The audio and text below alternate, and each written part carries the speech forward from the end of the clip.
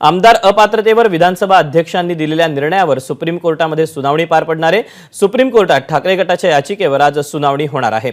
शिंदे गटाचे आमदार पात्र आहेत तर खरी शिवसेना ही शिंदेंची आहे या अध्यक्षांच्या निर्णयाला आव्हान देण्यात आलेलं आहे आणि यावर सुप्रीम कोर्टामध्ये सुनावणी पार पडणार आहे। आपण याबद्दलचे अपडेट जाणून घेऊ। नवी दिल्लीहून सोमेश कोलगे आपल्या सोबत आहे। सोमेश, साधारणपणे किती वाजता ही सुनावणी पार पडणार आहे आणि या सुनावणीमध्ये काय नेमकं होऊ शकतं?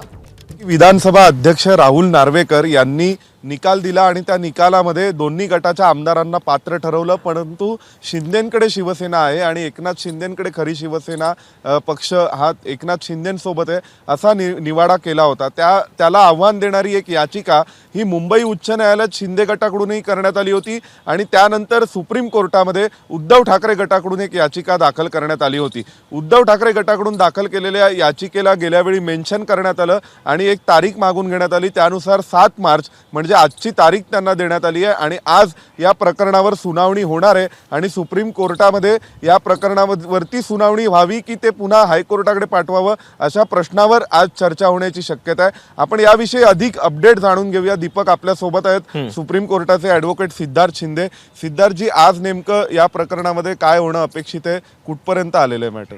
बघा, मॅटरमध्ये नोटीस इश्यू झाली आहे। भरत गोगावले हायकोर्टात गेले, त्यांच्या मॅटरमध्ये नोटीस इश्यू झाली। सुनील प्रभू इथे सुप्रीम कोर्टात आले, त्यांच्या मॅटरमध्ये नोटीस इश्यू झाली आहे। आता आज ठरेल की हे मॅटर हायकोर्टात चालेल किंवा सुप्रीम कोर्टात चालेल, कारण एका कॉमन ऑर्डर विरुद्ध मॅटर एकाच कोर्टात चालू शकतं। आता एकनाथ शिंदेंचं मुख्यमंत्रीपद शाबूत असल्यामुळं ते हायकोर्टाचा मार्ग त्यांनी अवलंबला आहे। उद्धव ठाकरेंना घाई आहे की त्यांना लवकरात लवकर ह्याचा निर्णय होण्याचा इच्छा आहे, त्यामुळे ते सुप्रीम कोर्टात आलेले आहेत। तर कपिल सिब्बलांचं म्हणणं होतं की हायकोर्टाचं पण मॅटर तुम्ही इथे वर्ग करून घ्या आणि जे ह्यांचे वकील आहेत एकनाथ शिंदेंचे, जेठमलानी आणि साळवे, त्यांचं म्हणणं होतं की हायकोर्टात मॅटर चालू आहे, नोटीस इश्यू झालेली आहे, तर तिथे जाऊ दे। तर आज सुप्रीम कोर्ट ठरवणार आहे दोन्ही बाजू ऐकून की हे मॅटर कुठे चालेल। आता तुम्हाला लक्षात असेल हे शिवसेनेचं झालं, राष्ट्रवादीचा पण नंतर नार्वेकरांनी निर्णय दिला आणि अनिल भाईदास पाटील हे हायकोर्टात गेले, पण अजून पवार साहेब हे सुप्रीम कोर्टात आलेले नाहीत। हे थोडं आश्चर्यजनक बाब आहे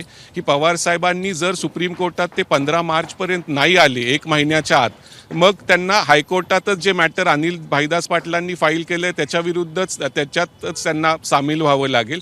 पण त्यांनी जर हे मान्य केलेलं नाही आहे पवार साहेबांनी, तर हे थोडे आश्चर्यजनक बाब आहे की ते सुप्रीम कोर्टात आले कसे नाही नार्वेकरांच्या निर्णयाविरुद्ध। जसं उद्धव ठाकरे आलेले आहेत पण पवार साहेब हे अजून आलेले नाहीत, ही थोडी आश्चर्यजनक बाब आहे। एक प्रश्न अजून असा आहे की सुनील प्रभूंनी जी याचिका इथे दाखल केली त्यात विधानसभा अध्यक्ष राहुल नार्वेकर यांना प्रतिवादी करण्यात आलेलं नाहीये आणि हायकोर्टात जी याचिका दाखल झाली आहे त्यात विधानसभा अध्यक्षांनाही प्रतिवादी करण्यात आले। तर नेमकं आजची जी याचिका आहे त्यामध्ये कशा स्वरूपाचे आर्ग्युमेंट्स होऊ शकतात? आपण दोन्ही बाजूंकडून काय अपेक्षा ठेवू शकतो? एकनाथ शिंदेंच्या वतीने काय युक्तिवाद होईल आणि कपिल सिब्बल उद्धव ठाकरेंसाठी कोणत्या मुद्द्याच्या आधारे भांडतील? एकनाथ शिंदे हेच म्हणू शकतील की हायकोर्टात आम्ही याचिका आधी फाईल केली होती, त्याच्यात नार्वेकर हे प्रतिवादी आहेत, त्यांना नोटीस पण इश्यू झाली आहे, कारण ती एक रिट फाईल केली आहे त्यांनी हायकोर्टात। इथे उद्धव ठाकरे SLP मध्ये आलेले आहेत आणि नार्वेकर हे क्वासाय ज्युडिशियल अथॉरिटी असल्यामुळं त्यांच्या निर्णयाविरुद्ध त्यांना पार्टी इथं बनवता येत नाही अशी सुप्रीम कोर्टाचे रूल्स आहेत। तर एकनाथ शिंदेंचा प्रयत्न हाच असेल की नार्वेकरांच्या विरुद्ध तुम्ही काय आरोप पण केलेले आहेत वगैरे, तर तुम्ही ते त्यांना आम्ही पार्टी बनवलेलंच आहे, आम्ही पण त्यांच्या निर्णयाविरुद्ध याचिका दाखल केली आहे हायकोर्टात, तर हायकोर्टातच चालावं। आणि कपिल सिब्बलांचं म्हणणं आहे की तुम्ही वाटलंच तर नार्वेकरांना पार्टी आत्ता बनवू शकता, सुप्रीम कोर्ट स्वतः, आम्हाला ते अलाउड नव्हतं, ते क्वासाय ज्युडिशियल अथॉरिटी असल्यामुळे रजिस्ट्रीने ते रिजेक्ट केलं होतं।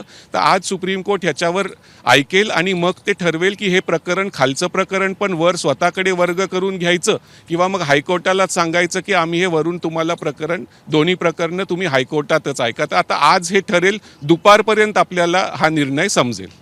म्हणजे विधानसभा अध्यक्षांचं राहुल नार्वेकरांचा निकाल हा ट्रायब्युनलचा निकाल आणि त्या लवादा विरोधामध्ये अपील म्हणून, म्हणजे अपिलामध्ये एक प्रकारे उद्धव ठाकरे गट हा सुप्रीम कोर्टात आला आहे आणि दुसरीकडे मुंबई हायकोर्टामध्ये मात्र, मग मुंबई हायकोर्टात जी सुनावणी सुरू आहे त्याला आपण अपील म्हणू शकतो का? सुप्रीम कोर्टात सध्या अपिलात आलेत त्यामुळे त्यांनी राहुल नार्वेकरांना पार्टी केलेली नाहीये। बघा, हायकोर्टात ते रिटमध्ये गेलेले आहेत त्यामुळे त्यांनी राहुल नार्वेकरांना पार्टी ते बनवू शकतात, पण सुप्रीम कोर्टात उद्धव ठाकरे हे स्पेशल लीव्ह पिटिशनच्या मार्फत आलेले आहेत.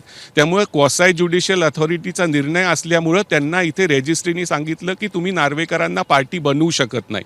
पण उद्धव ठाकरेंचे आरोप हे नार्वेकरांवर पण आहेत की त्यांनी हेतुपरस्पर राजकीयरित्या हा निर्णय दिलेला आहे. त्यामुळे सुप्रीम कोर्ट असंही म्हणू शकतं की हे मॅटर मग जर नार्वेकर इथे पार्टी नाही आहेत तर हायकोर्टातच जाऊ दे. पण उद्धव ठाकरेंचा पूर्ण प्रयत्न असेल की ते मॅटर इथे चालावं. इथे जर चाललं तर लवकर त्याचा निर्णय येईल. हायकोर्टात चाललं तर परत हायकोर्टाच्या निर्णयाविरुद्ध कोणाला तरी सुप्रीम कोर्टात यावं लागेल आणि याच्यात वेळ जाईल.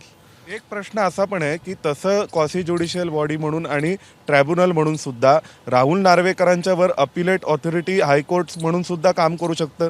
म्हणजे तसं अध्यक्षांच्या निकालाला आव्हान हे उच्च न्यायालयात दिलं जाऊ शकतं, तिथेही सुनावणी चालू शकते. नाही, एक हे कॉमन ऑर्डर असल्यामुळं सुनावणी ही चालणार एकच ठिकाणी. जरी दोन्ही कोर्टांनी नोटीस इश्यू केल्या आहेत तरी एक कॉमन ऑर्डरच्या विरुद्ध दोन कोर्टात सायमल्टेनियसली मॅटर चालू शकत नाही. त्यामुळे आज सुप्रीम कोर्ट ठरवेल की हे इथे चालेल किंवा हायकोर्टात चालेल. तर आज हा इम्पॉर्टंट दिवस आहे, कारण आपल्याला समजेल की डिस्क्वालिफिकेशन संबंधीची याचिका इथे सुप्रीम कोर्टात चालेल किंवा हायकोर्टात चालेल. ती चालू शकते एकाच कोर्टात.